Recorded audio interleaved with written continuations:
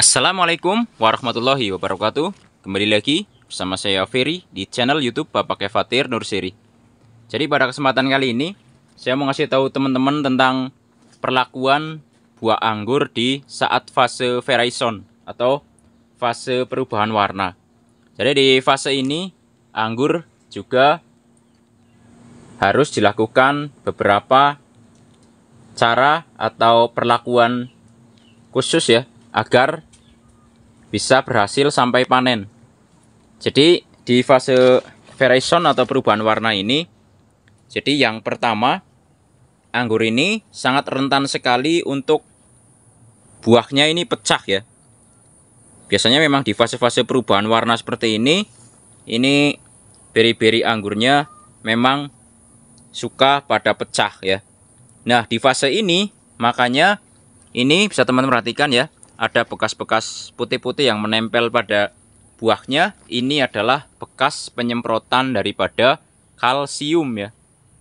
Karena dengan kita semprot kalsium harapannya akan mengurangi agar beri-beri anggur ini bisa pecah ya.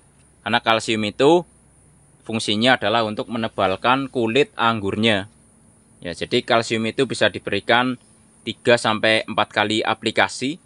Yang pertama saat beri set ya, kemudian beri yang besar, agak besar, kemudian di fase ini juga bisa diberikan, yaitu fase veraison atau fase perubahan warna. Nah, jadi ini yang bekas putih-putih ini adalah bekas pemberian kalsium ya. Ini saya menggunakan merek Manohara nih. Kalau kalsium susu boleh, Manohara boleh, yang penting carilah pupuk-pupuk yang tinggi kalsium. Bisa disemprotkan di buahnya, bisa juga disemprotkan, maksudnya dikocorkan ke dalam media tanamnya. Jadi aplikasinya bisa lewat perakarannya juga. Nah ini cukup bagus ya klasternya untuk Veles ini.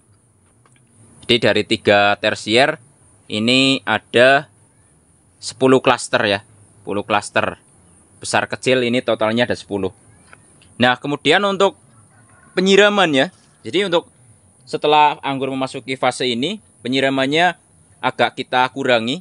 Jadi untuk intensitasnya ini bisa disamakan, misalnya tiap hari ya, misalnya setiap hari 2 liter ya. Ini di fase ini bisa dikasih 1 liter aja cukup ya.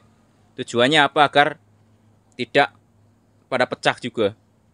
Bukan berarti tidak butuh air, tapi biasanya saya di fase ini sudah mulai saya kurangi untuk perairannya. Bahkan nanti kalau sudah mulai matang ya, biasanya 2 minggu sebelum panen itu juga tidak disiram agar lebih memunculkan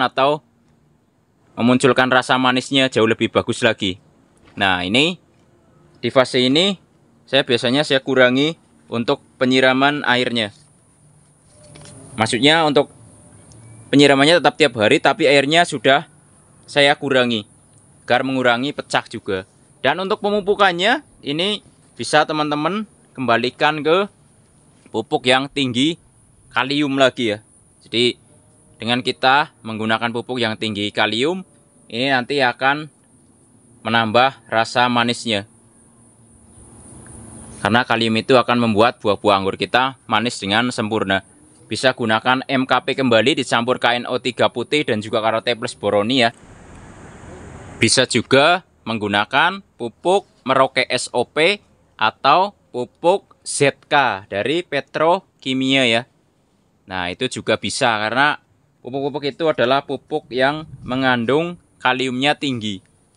Dia akan meningkatkan rasa manis dari buah-buah anggur yang kita tanam ya.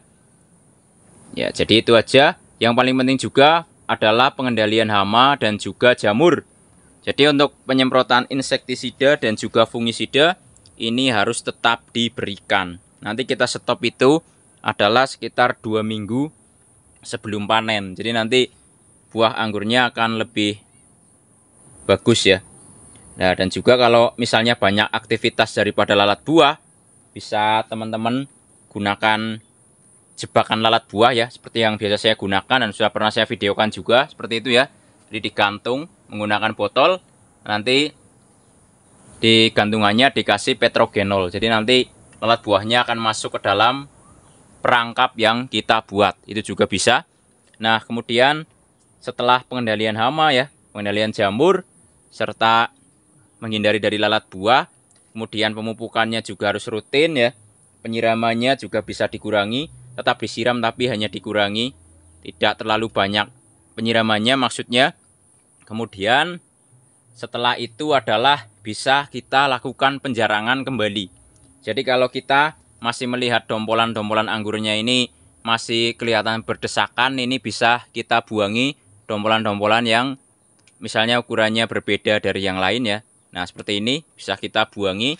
Kemudian yang masih sangat berdekatan atau yang masih bersembunyi di dalam dompolan, ini bisa kita lakukan penjarangan. Jadi nanti kita akan mendapatkan ukuran buah yang bisa maksimal dan juga bisa serentak juga. Untuk pematangannya juga ya, juga besarnya juga bisa sama, karena di fase ini juga bisa kita lakukan yang namanya penjarangan buah final ya.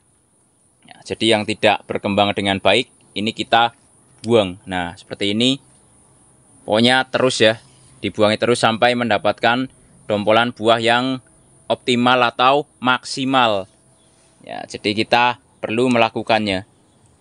Nah, jadi dengan cara seperti ini nanti kita juga akan mendapatkan dompolan anggur yang bagus ya, tidak terlalu berdesak-desakan juga, dan akan membuat sirkulasi udara di dalam dompolan anggurnya atau klaster anggurnya ini akan bagus juga, sehingga menghindari kelembaban ya.